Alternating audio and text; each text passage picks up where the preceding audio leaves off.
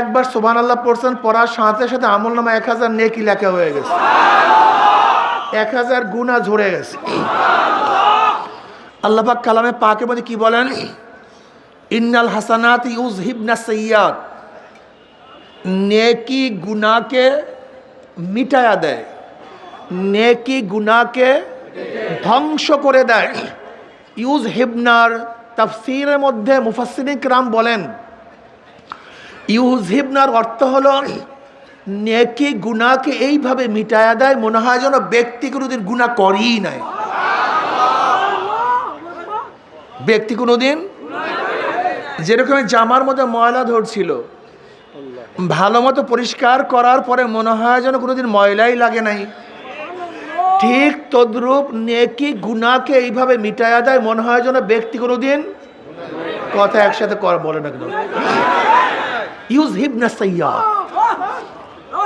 যার মধ্যে মৌলিক 3টা গুণ থাকবে। কয়টা গুণ? হ্যাঁ, কয়টা গুণ ভাই? তার শুধু গুনাহ মাফ না, আল্লাহ পাক সমস্ত গুনাহকে নেকের দ্বারা পরিবর্তন করে দেবেন। কয়টা গুণ? ওই আপনারা বলেন কয়টা গুণ? ওই যে দাঁড়ানো, 3টা গুণ। ইল্লা মান তাবা ওয়া আমানা ওয়া আমিলা আমালান সালিহান ফাউলাইকা ইউবাদদিলুল্লাহু সাইয়্যাতিহিম হাসানাত ওয়া কানাল্লাহু গফুরার রহিমা। কয়টা গুণ ভাই? যে বাকি তওবা করবে। বলেন কি? ওই পিছনের লোক কি করবে? তওবা জিনিস কি? তওবাটা কি? তওবা মাথায় দেয় না, খায় না, গায়ে দেয়? কি জিনিসটা কি?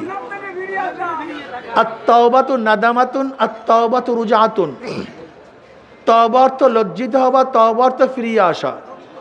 তওবা অর্থ লজ্জিত হওয়া। তোমার আমার বাবা আদম আলাইহিস সালাতু ওয়াস সালাম গুনাহ করেন নাই, ভুল করছেন। মনে রাখবেন সমস্ত নবীরা মাসুম। কি ভাই? সমস্ত নবীরা নিষ্পাপ। প্রশ্ন করতে পারেন, হুজুর আদম আলাইহিস সালাতু ওয়াস সালামকে আল্লাহ পাক গন্ধম খাইতে নিষেধ করছেন, সে গন্ধম খাইছেন, তাহলে আল্লাহ পাকের হুকুমকে অমান্য করছেন, তাহলে সে নিষ্পাপ হয় কিভাবে?